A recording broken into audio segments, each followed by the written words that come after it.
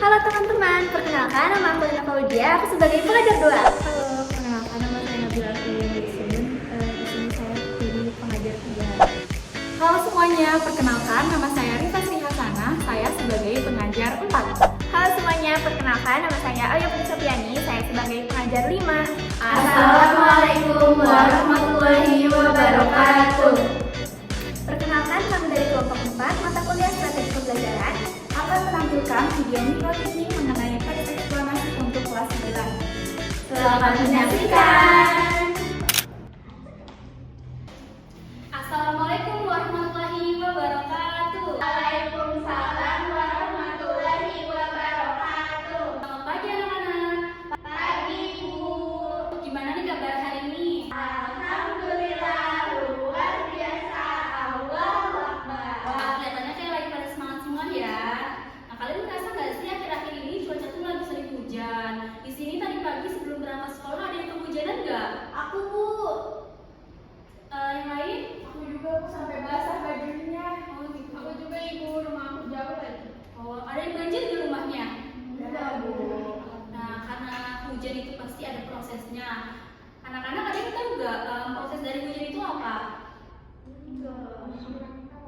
Kurang tahu ya, tidak apa-apa. Jadi tujuan pembelajaran kali ini kita tuh mengetahui sebab akibat dari suatu peristiwa. Nah, itu masuk kepada makna dari tujuan teks eksplanasi gitu. Nanti buat pembelajaran kali ini kalian tuh akan memahami gitu apa maknanya dari mengapa dan kenapa gitu dari sebuah peristiwa. Oke, sekarang kita semua udah tahu kan tujuan pembelajaran kita hari ini. Nah, jadi sebelum kita lanjut ke pembelajaran, gimana kalau kita nonton video dulu? Siap gak? Siap. Oke, sebelum kita ke video, semuanya tepuk nyamuk dulu ya. Tepuk nyamuk. Jangan lupa diperhatikan ya anak-anak. Sebuah tanggul di Kecamatan Bendahara, Aceh Tamiang yang baru selesai dibangun dikabarkan ambruk setelah dihantam banjir bandang. Kerusakan ini membuat sejumlah kampung terendam banjir lumpur yang sangat parah. Kondisi terburuk terjadi di kampung Masjid yang hingga kini masih dipenuhi lumpur tebal. Nah, udah pernah nonton kan videonya? Udah, Bu. Ada yang tahu gak tadi videonya tentang apa? Boleh Rifa? Tentang banjir di Aceh Bu. Nah, betul banget ya. Jadi tadi itu adalah video banjir yang memang lagi terjadi gitu ya, lagi sering terjadi di mana-mana. Karena memang lagi musim hujan juga kan. Apalagi tadi juga kalian banyak banget yang kehujanan ya. Nah, banjir itu merupakan suatu fenomena yang terjadi karena ada sebab akibat gitu kan. Karena gak mungkin tiba-tiba ada bencana tanpa ada penyebabnya. Nah, di sini ada yang pernah mengalami kebanjiran gak? Boleh dong yang pernah angkat tangannya. Ada yang pernah gak? Boleh Rifa. Pernah Bu, Kapan? 2 minggu yang lalu. Karena apa kok bisa kebanjiran? Karena sungainya meluap Bu. Oh iya Bu, emang lagi musim-musimnya banjir ya anak-anak, karena memang lagi musim hujan juga. Nah, dari video dan pengalaman teman kalian tadi, ada yang tahu gak sih apa itu eksplanasi? Aku Bu, Boleh, gimana? kalau menurut aku teks eksplanasi itu kayak fenomena alam. Ya betul banget ya. Jadi teks eksplanasi itu merupakan suatu fenomena yang dimana di dalamnya itu menjelaskan suatu sebab akibat dari fenomena alam tersebut. Tapi nggak fenomena alam aja sih, ada fenomena sosial, budaya dan juga alam ya benar. Nah, teks eksplanasi itu bertujuan untuk menjelaskan secara logis itu kronologinya sebab akibat terjadinya suatu peristiwa tersebut. Pada paham nggak? Nah, ada loh yang membedakan teks eksplanasi dengan teks lainnya. Jadi biar kalian gak bingung membedain apa sih teks eksplanasi, terus ada juga kan teks berita gitu kan, pasti banyak banget teks-teks. Karena kita juga sudah mempelajari di minggu-minggu lalu berbagai teks. Nah, biar jadi ibu mau menjelaskan ciri-ciri dari teks eksplanasi biar kalian lebih paham. Nah, ciri-ciri teks eksplanasi itu yang pertama membahas fenomena alam yang bersifat fakta. Jadi harus benar-benar secara ilmiah, harus dari fakta, nggak boleh dari opini anak-anak. Lalu yang kedua, teks eksplanasi itu harus menjelaskan proses sebab akibat. Jadi harus menjelaskan secara rinci prosesnya bagaimana, terus penyebabnya bagaimana, dan akibatnya bagaimana gitu. Lalu teks eksplanasi ini juga menjelaskan secara ilmiah, sistematis dan juga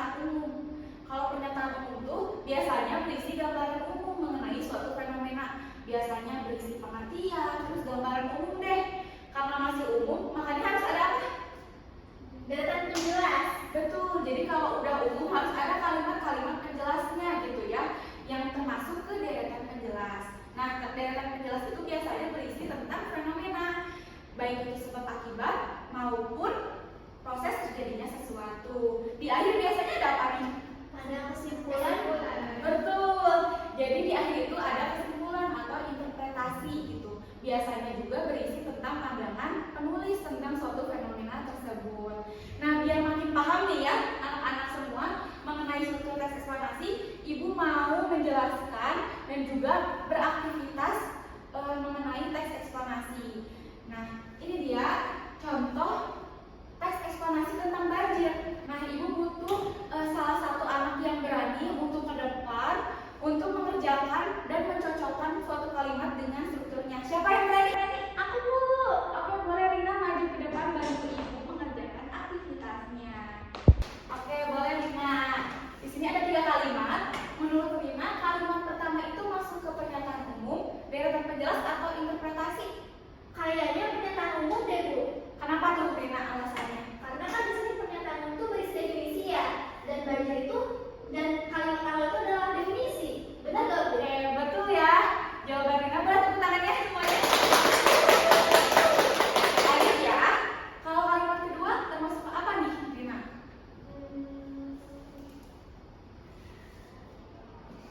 Deretan penjelas, Bu. Kenapa tuh? Kurang tahu, Bu. Oke, gak apa-apa. Tapi jawaban dari Rina itu udah betul ya. Jadi alasannya itu karena kalimat kedua itu berisi tentang runtutan atau suatu proses terjadinya sesuatu gitu. Jadi maksudnya ke deretan penjelas. Kalau kalimat ketiga, Berarti masuk ke interpretasi, Bu. betul. Ada yang tahu nggak nih teman-teman semua, anak-anak? Boleh. Karena itu ada di akhir biasanya kesimpulan. Bener ya jawaban Lala. Beri tepuk tangan juga untuk Lala. Oke, Rina boleh kembali ke tempat duduk. Oke, terima kasih Rina dan anak-anak sekalian udah aktif menjawab mengenai struktur teks eksplanasi banjir. Bener ya, kalimat pertama masuk ke pernyataan umum, kalimat kedua masuknya ke deretan penjelas, dan yang kalimat terakhir masuk ke interpretasi. Betul. Nah, Ibu juga mau menjelaskan nih aturan kebahasaan yang harus kita patuhi dalam teks eksplanasi gitu. Jadi kalau kita mau ikutin aturan itu ada beberapa kaidahnya. Yang pertama ada kata kerja material, ada juga istilah ilmiah yang sesuai topik, ada juga konjungsi kausalitas. Ada yang tahu konjungsi kausalitas apa? Ayo. Kayaknya belum pada tahu ya. Konjungsi kausalitas itu adalah konjungsi sebab akibat. Jadi menjelaskan apa ya sebabnya suatu kejadian itu dapat terjadi dan gimana dampaknya. Apakah itu jadi ada pengaruhnya untuk manusia ataupun alam kayak gitu. Dan teks eksplanasi harus apa? Harus fokus pada fakta gitu ya, bukan lagi pendapat kayak gitu. Paham sampai sini? Paham, Bu. Oke. Oke, anak-anak, tadi kan sudah menyimak ya tentang apa itu teks eksplanasi. Nah, di sini Ibu ada tugas untuk kalian yang harus dikerjakan tentang teks eksplanasi ini. Buat satu kelompoknya itu 3 orang. Kelompoknya sekelompok. Nah, sebelum kalian mengerjakan soalnya, kalian harus membacanya terlebih dahulu. Sudah? Ada kan teksnya? Sudah. Nah, setelah itu kalian tentukan nih strukturnya. Kan tadi sudah diperhatikan sama kalian. Mana aja bagian struktur dari teks tersebut. Oke. Kalian mengerjakannya, Ibu beri waktu 16 menit cukup? Cukup. Ada yang dibingungkan nggak? Belum ada, Bu. Oke. Gimana anak-anak udah beres belum? Udah, Ibu. Oke, boleh deh kelompok ini silakan satu orang perwakilan ke depan untuk menyampaikan diskusi. Kamu aja. Oke.